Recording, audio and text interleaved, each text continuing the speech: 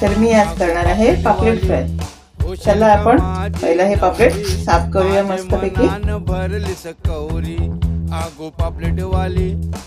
मच्छी फक्त 2 पाण्यातून काढून घ्यायची आहे।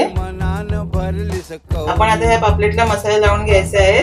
तर घरगुती आहे आपला आलं लसूण पेस्ट, हा आहे 1 चमचा चिंचेचा कोळ, चवीनुसार मीठ,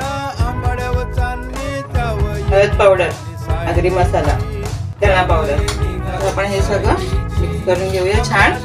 आता हे फक्त मी 10 मिनिटे ठेवते, तुम्ही अर्धा तासही ठेवू शकता। ठेवून देते साईडला।